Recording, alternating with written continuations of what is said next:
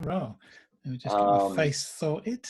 no, let's see. And then I'll give you how many um, suggestions we got, and then you just pick one, Cool. and then we just go.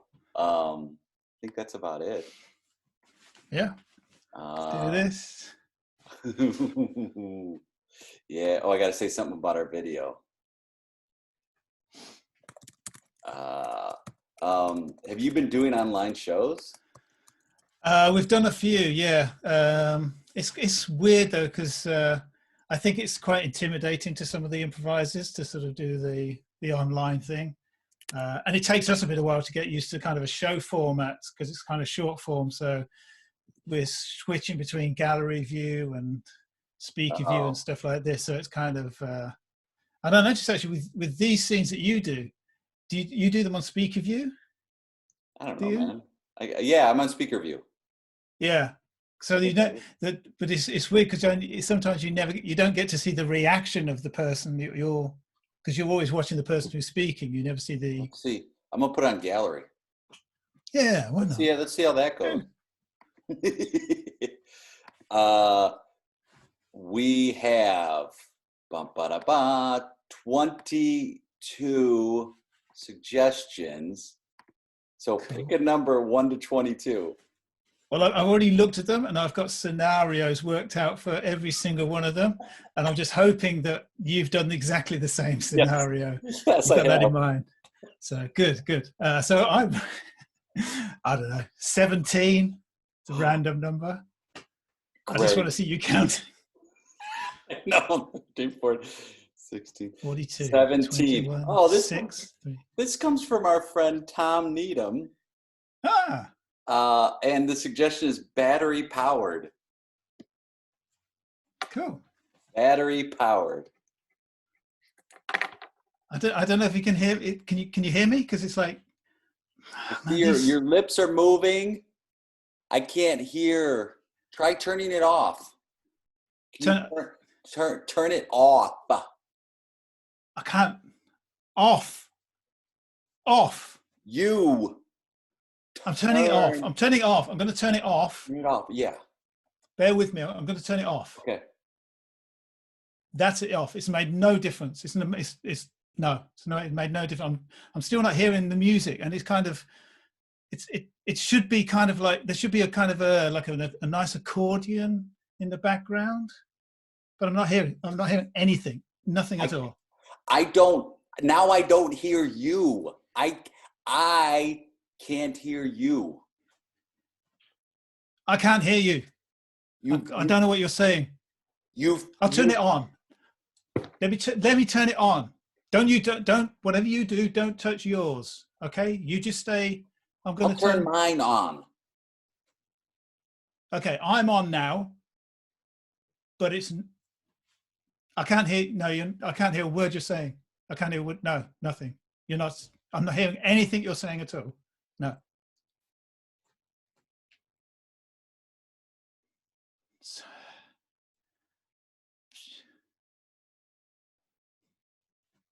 This is useless. This can we just do it without the music? Can we do it without the music? Just without the accord. Just do it without the accordion at all. This, you. I can't hear him. I can't hear him. I don't know what. I can't hear you.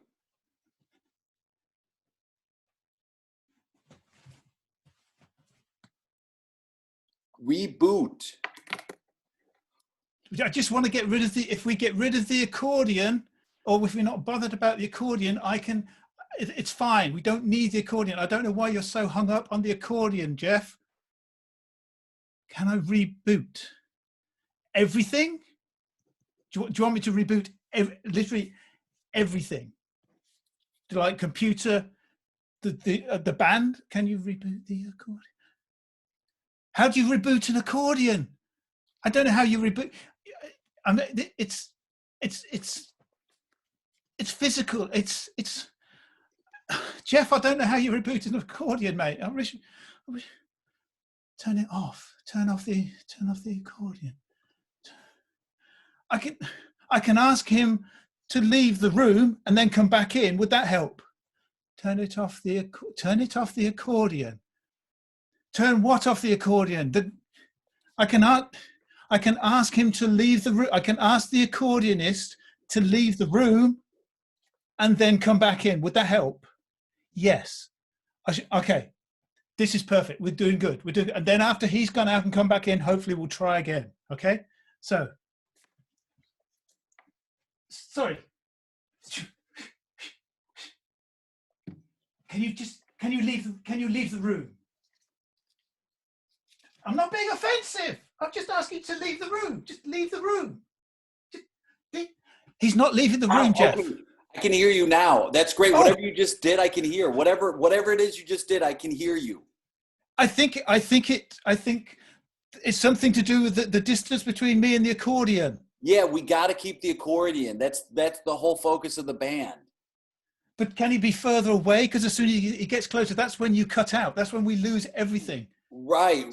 Wherever the accordionist is now, that's perfect, Dale. Okay. Monsieur Flamel, just stay there. No, don't come any closer. Just stay there. You can still hear me. I can hear. I don't think he can hear you because you're not speaking French. I think you need to speak French to him because his native tongue is French. Un petit peu. Avant. Oh, yeah. Right there. That's perfect. Yeah. Okay. Okay. So, Mr. Flamand, he'll stay right there, Jeff. Okay. And as long as he does it, I think we're fine. Now, do you want it to be kind of playing a nice subtle lullaby in the background, or do you just? Yeah. Tell him to play something, and I'll check levels on my end. Tell him to play something. Okay, Mr. Flamand, Clair de Lune. Yeah. He's going to play Clair de Lune. Oh, perfect. Because it's nice. Yeah. I can't hear him. I can't hear him now. He hasn't started playing yet. Okay, good. He's warming the fingers. Okay. He's 83, so he's not as nimble. I really didn't actually want Mr. Flamand at all. There's another guy called Pierre. Oh, he's more jazz accordion. Yeah. But he was busy. He's doing a wedding. They're always doing weddings. I mean, who has an accordion at a wedding, Jeff? It's something that is really big now. It's this whole retro thing, Dale. It's a retro situation, and people want it. They want to get back to no electronic, right? They think that's how music should be heard. I mean, no offense, Jeff. I mean, it's an art form. The coordination alone just blows my mind, you know. But it's great. It's just not. You said no offense, and then you said something that was not offensive at all. Like you might be the first person ever that said, "Hey, no offense," and then followed it up with something that wasn't offensive. It is an art form. It is an art form, yeah. But maybe that's because I didn't finish my point. Got it. Okay. Okay, go ahead. So, no offense, Jeff. I admire the artistry, etc., etc., etc. However, it's a fucking awful instrument, is what I was going to say. There it was. And I can't imagine any occasion where such an instrument would be a pleasure to hear. Yeah. Okay. Now that not only does that make sense, I actually agree with that. Oh, I'm glad we're on the same page, Jeff. So, I mean, why are we having the accordion if neither of us particularly? I know it's partly in tribute to your brother. Yes, obviously. Yeah, but and that's what how is he? I told you. It's what people are into right now. People are into the whole accordion scene. Me, I'm not a big fan. You, not a big fan either. Like both of us, we don't like it. Don't care for it. You know what I mean? Don't care for it. But it's like ska. Neither one of us cared for ska, and there was a big phase for about 4 months back in the 90s, and we really capitalized on ska. It's the same thing here. It's like I'm gonna capitalize on accordion. It's like I hate them. I mean, I did ska for like 3 months. I had the trilby, the tie, and everything, and I just thought I looked like a tit, you know. And it had nothing to do with the music. No. That look, the visual of you going out there was like, I don't know, man, but like you forged ahead. I mean, the one thing about you, and no offense, you've always been on the forefront of fashion. I think. However, it doesn't suit your frame. Sorry, what? You're breaking up. Mr. Flamo's just moved slightly closer. Could you just back? Perfect. Yeah. So you're saying, Jeff? I want you have to be, and thing makes need. Flamo, just sit the fuck down.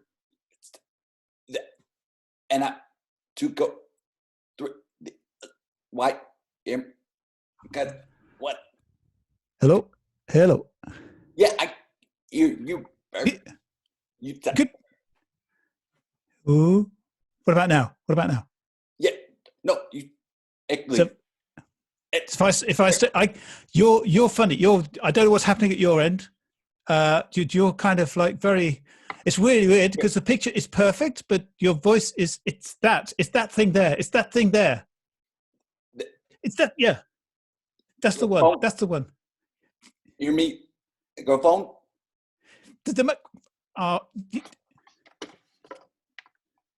Can you try and rip it? Try it. The phone. Pull the out and boot it.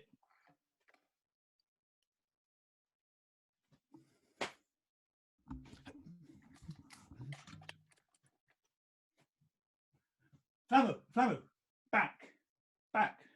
Just 2 feet, back. Perfect. Sit.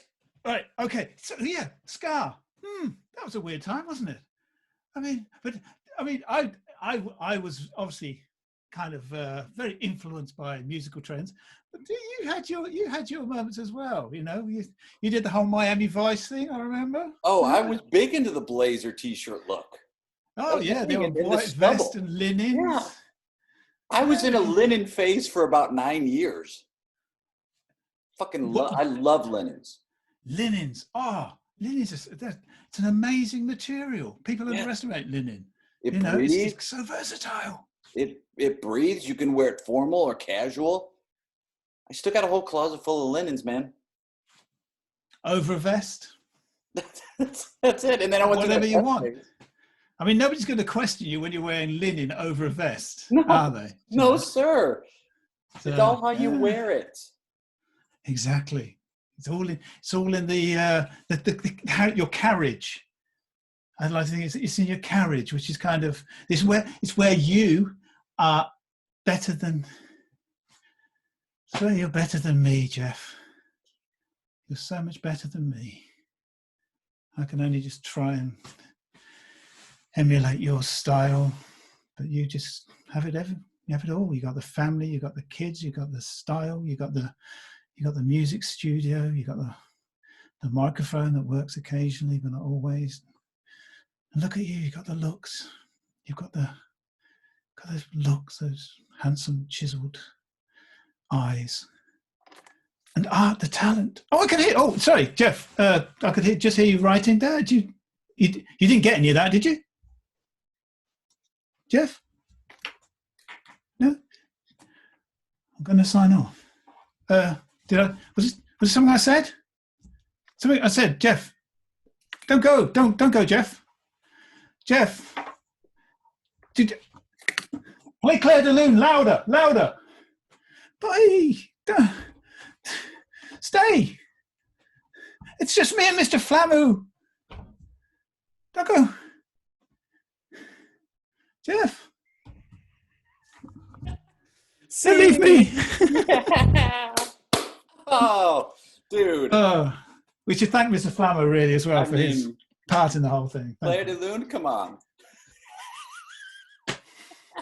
Did you get into, like, side note, did you ever get into like those ska bands? I did, yeah. I was heavy into like the Mighty Mighty Boss Tones and that whole phase. Yeah, but it was big over here because like Madness. You had and what's the guy? The really fat guy. What's his name? They did something called Lip Up Fatty, and it was like this. But I was so into ska at the time. Had all the dance moves, you know. Oh my god! And that hat. I remember Yeah. that. And then within about 3 weeks, I transitioned to heavy metal. So yeah. Wow, you're like patchouli oil, cut off denim jacket, and all that sort of stuff. Nazareth badges and hell rainbow. Yeah. And even like status quo badges. And it's like, I don't know, status quo just weren't like, they were like the white triangular sandwich of rock kind of thing. You know, it's just so weird. Oh, it's so funny. And so funny of all the like, because I got into ska a little bit. I definitely got into grunge a whole lot. And then you look back now and it's like, man, especially when you're younger, I think you like try to find where you fit in. And I remember listening to some bands and like getting into some of these musical genres, just not for myself, but more like, I remember seeing friends of mine really into it. So I'm like, I'm going to join that. Whatever they're listening to, I'm going to jam on that for a while. And I look back now. Oh yeah. Basically, my musical tastes were just guided by the most influential schoolmates that I knew at the time, kind of thing, you know. So and I went into heavy rock for ages. But actually, it's quite weird. It wasn't like I didn't like the music. I loved the music. Yeah. So I kind of, even when I was listening to ska, I was kind of like, yeah, I fucking love ska. You're into it, and then I started hearing Deep Purple and Led Zeppelin, so wow. I fucking love Deep and I still love ska, and I love, you know, it's just, I don't know, maybe I'm just a bit of a sponge in that way. Well, I think like, you know, it's funny because like it's all those different kind of styles that come together that kind of influence us. And I find myself going back now and listening to some of those records, and it definitely, like, I think music brings back definite imagery at certain points in your life where you're like, I can hear that Deep Purple song. And I think of Mike Rodson, who lived down the street from me, would go into his basement, his room, and he had just milk crates full of records. And that was the first time I ever heard bands like Rush and Deep Purple and Black Sabbath and all that stuff. And I just thought he was like the coolest dude. So I got into it because of that, and then ended up really liking it. But yeah, it takes me back to Glenwood, Illinois, 1978, 79. I'm like 9 years old. And then just like watching him groove and then grooving the way he's grooving. Cause I'm like, okay, I guess this is how you listen to this music. And then finally starting to get appreciation for it, but never was introduced to it outside of that. And then I just started like following those bands because of that. And I remember once in high school, I saw, her name was Karen Tanis. She drew the triangle from Pink Floyd's, Your sound has gone now. What? You're so good at this. Oh, it's so good. And like, I remember getting into that band because of her. I'm like, oh, she likes that band, I'm gonna get into that band. And like, it became one of my favorite bands, but it was because of that made me get into it. So it's music, man. Music. Yeah. I mean, I never got into music because of kind of girls I liked or anything like that. It was always because I always hung around with the lads a bit, and I was at that age I was still like, I don't know about girls that much, you know. So I was kind of still with the lads sort of thing. But when we get older, we totally get out of that phase of, oh, there's a girl. We totally get out of that phase. Oh god, yeah, sure, man. Yeah. What are you doing to find joy these days with everything that's happening? I guess the kind of usual sort of stuff, you know me. Pairing socks. I'm trying to find the ideal recipe for scones as well at the moment, because like with summer coming up, it's difficult, Jay. It's difficult. There's loads of online videos and they don't come up to scratch. They make it look so easy, man. They make it look so easy. Yeah.